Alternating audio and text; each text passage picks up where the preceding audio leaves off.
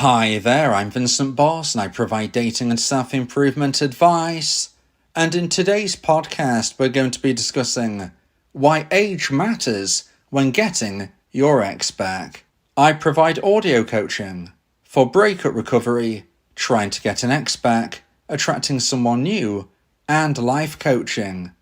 Visit www.dateme.tips for more details. Please check your spam and junk folders if you are expecting an email from me. Check out my socials for extra content. The links are in the description. So now let's get back into today's podcast. And today we are discussing why age matters when getting your ex back. So if you have been dumped and want to try to get your ex back, have you considered your ages? In today's podcast, I'll be discussing 3 reasons why age matters when getting your ex back. So let's get straight into this, and point number 1 is maturity. So the last part of the brain to fully mature is the prefrontal cortex, which is crucial for higher order functions like decision making, impulse control, and planning.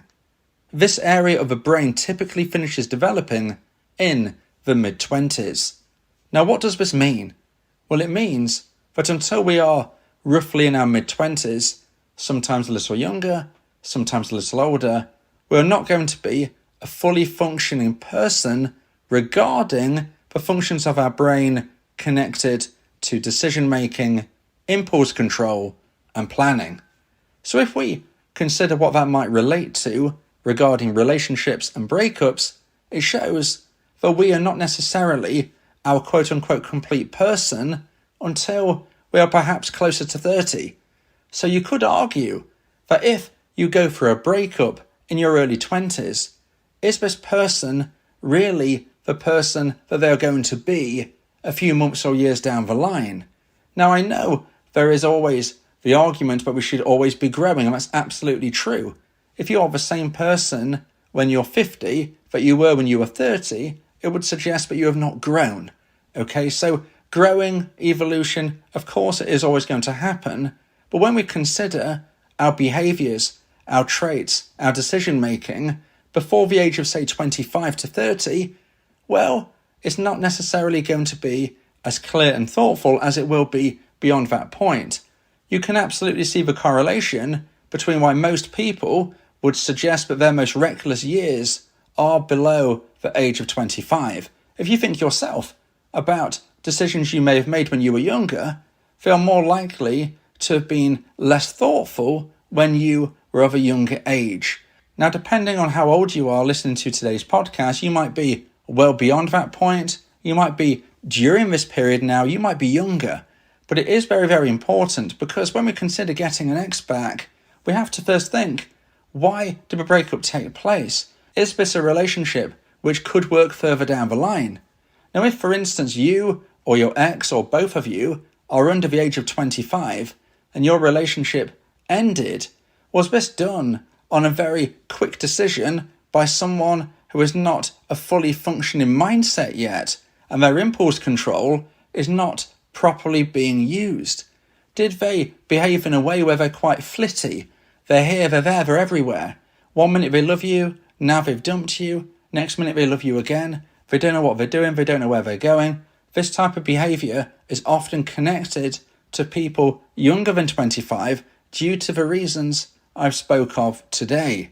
So when we consider getting an ex back, when we consider the relationship you had and the relationship you might have in the future, age is really important for a maturity standpoint. You might be very confused as for why your ex behaves in the way that they do, but maybe they're just trying to find out who they actually are. People under the age of 25 might be in further education. They might be getting their first job. They might be moving across the country. They might want to go travelling. These types of things are more common during that age range. You might not know exactly where your ex wants to be in their life if you are at that younger age.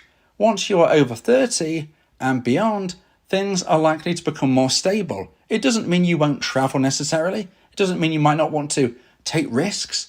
But what it does mean is, statistically speaking, you are more likely to be more stable. So if your breakup was between you and obviously your ex, sadly, right now you are the dumpee, they are the dumper, and you are both, for instance, 35 years of age, there is more to believe that you and them are probably going to be more stable in the life you are living beyond this point. If you're both 20 years old, it could be totally different. Perhaps they want to travel the world. Perhaps you want to go in further education to the other side of the country. Maybe you don't know what type of jobs you want to do. Now, this can make a big difference about whether or not you could be compatible in the future. Do you even know where you want to live? Do you even know what you want to be doing in a few weeks' time, let alone a few months or years? Have you owned a house yet? Do you want to own a house? Do you know about finances to the degree that perhaps you would when you're 50? Okay, if you're younger, it's less likely. And that's why, if you've gone through a breakup during your younger adult years, it's potentially going to be more difficult to reconnect because you might not know where they're going to be in the next few months or years. Whereas if you've broken up and you are older, the likelihood is the foundations are already in place and you're more likely to be living a stable life, as is your ex, which might make things just a little bit clearer about how, where and when you are both moving forward and what direction that might be. So now let's get into point number 2 and the second point of today's podcast. Please like this video if you're watching on YouTube and subscribe to the channel. And point number 2 is having children. Now today we're speaking about why age matters when getting your ex back. And something really important that two people need to agree on are their thoughts on having children together. If you want to have a child and your ex doesn't, or vice versa, this is going to be very difficult for you to move forward in a relationship, certainly very difficult to get your ex back. It's part of something which I refer to as deal breaker life goals. If you have a fantastic relationship, but you don't have the same opinion on certain life goals, then unfortunately, from what I have seen, it is sometimes impossible for a relationship to reconcile. Now, I'm not going to go into all of the deal breaker life goals today, but the one we are going to concentrate on right now is having children. And like I said, if you have a different opinion, if you want to have a child and your ex doesn't, or maybe they do and you don't, this is going to be very difficult for you to reconnect. Or if you are still together, it's going to be very difficult for you to stay together. Because if this decision goes one way or the other, one of you will be doing something you didn't really want to do. And unless you change your mind genuinely, truthfully, then unfortunately you might live to resent your partner because either you wanted a child and no longer can you have one, or maybe you didn't want a child and you've been persuaded to try and start a family. Either way, unless you really truly want this, you might start to feel resentful, or vice versa. Maybe that is why sadly your relationship ended, due to differences of opinion. Now, we have to consider, how does this connect to ages? Well, if you or your partner are of an age or coming up to an age where having a child is much less likely, this can add additional pressure. Let's just say, for instance, that you and your now ex, you've gone through this breakup, you were dumped in this regard, and you at this stage want to get your ex back. However, you also want to have children, and you are maybe in your late 30s, for instance. You're thinking to yourself, does my partner want to have a child if we reconnect? Because whatever they said before, whether they did or they didn't, will they want to in the future? How long am I going to quote unquote wait to try and reconnect because I'm getting older myself? And is this something I really want to do?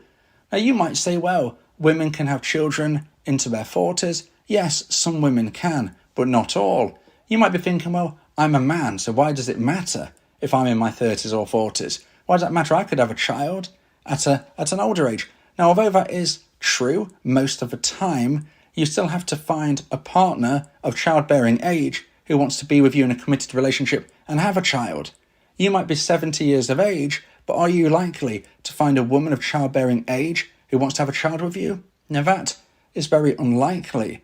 So I would suggest that when we consider the biological clock, it is ticking for both women and men. Because although women have the literal biological clock, I think for men, it can be a difficult situation because they still need to find a woman of childbearing age who wants to be committed to them and have that child. And if you are a man 50 or above, what are the chances that you will find a woman of childbearing age? Well, it's possible, but is it likely? On top of that, do you even want to be an older dad? It can be very tiring indeed. Are you someone who wants to have children at a younger age for whatever reason, man or woman? And therefore, if you are, then this is why you really need to consider you and your ex's age when you are considering getting your ex back. Because if you want to have a child, or if you don't and your ex does, is there time to be wasted? There is that biological clock ticking, and you might need to consider the likelihood of you or them having a child, what this means. If you still don't agree on things, is it something that can never be resolved? Sometimes, sadly, relationships which seem perfect in every other way just won't work due to the fact of children not being what both partners want. Now, if you would like advice and support about how to try and increase the chance of one day getting your ex back, then you may want to consider my audio coaching service, where me and you can speak one-on-one about your unique specific situation. Go to my website www.dateme.tips for more information about how I can become your coach and your teammate via my audio coaching service. Talking about your feelings can also improve your mental health. It helps prevent the buildup of negative emotions, which can lead to stress, anxiety, depression, and even physical health issues. Speak your heart to free your mind. So now let's get into point number 3 and the final point of today's podcast. If you feel that this podcast has helped you, then please consider buying me a coffee. The link to do so is in the description. And point number 3 is financial stability. So today we're speaking about why age matters when getting your ex back. And what I wanted to end on in today's point number 3 is financial stability. Now this is connected to age in the likelihood that if you are younger, you are less likely to be financially secure than if you are older. Now that isn't always the case, but it is, generally speaking, how things tend to be. So if you and your ex are now sadly separated, if you have been dumped, if you're considering trying to get your ex back, are you in a financial position to have a relationship going forward? Are they in a financial position to have a relationship going forward? And the reason I say this is because if you or they or both of you don't have a situation going where you can take this relationship forward, then it's probably not going to last into the long term. If you live with your parents, irrespective of the age that you are, if you're still living with your parents and you can't afford to move out, and or your ex is, this is going to make things very difficult going forward, not just together, but meeting anybody new as well. Now, as I said, it's not technically connected to a specific age, but generally, the younger you are, the more likely it will be that you're not financially secure. Now, you need to be making sure, whatever your age, that you get to that position. A relationship is only likely to last the test of time if, at some stage, you do live with one another. Renting is expensive. Buying a property is expensive. You need to get on a firm financial footing. So what can you be doing if and when you've been dumped? Well, you can make sure that you're fixing your side of the equation. And that means by living your life in a way where you're saving money. Now, I'm not here to say that you should be saving X percentage of your money every single month. That is for you to decide. But what is fairly clear is that whether you want to rent, whether you want to buy, you are going to need some level of savings. So first of all, do you have an income stream? Because if you don't, you need to be making sure that you do. And if you do, you need to be making sure that this breakup isn't derailing you. Unfortunately, I've spoke to lots of people who end up losing their jobs due to a breakup and the stress it puts them under. You need to make sure things aren't getting worse. You need to be making sure that you're moving your life forward rather than going in reverse. So if you make sure that your job is secure, that's great. But how can you push forward? How can you become a version 2.0 of yourself? Because you need to be an even better person when your ex remembers if you want to reconnect. And that includes finances. Now, this isn't just down on you. This is also your ex. But like I said, you can only control the controllables. You can only control your side of the equation. If you feel that your ex is not good with finances, then you need to be really asking yourself a question. Are they someone I can have a fulfilling relationship with in the future? Maybe your breakup was somehow connected to finances. It's not something that you necessarily want to think of in a romantic sense, but it is really important. And it does often connect to age. Not always. Sometimes people who are older can be in these positions as well. But generally, this again is for younger people to be really considering what they are doing right now in their life. If you are older and have these concerns as well, it's absolutely as valid to you. But if you're someone who is younger and you want to try to get your ex back and maybe you've only had a very basic job so far, this is the time to really think about your future. Similarly, maybe you need to improve your education. However old you are, this is something you can always do. It might be trickier if you're older. Maybe this is something which does play a problem for you because you and your ex can't move up that ladder because you don't feel you can get a job or get the education necessary at the age you are. So therefore, you need to consider your position, your ex's position, and whether or not this is something that at the age you're at currently, can you proceed? Can you grow? I would say you can. I would say there is always hope, there is always possibility to improve, but you need to make sure that you have your finances in order, because if you don't, then unfortunately, financial stability could prevent you reconnecting and living happily ever after.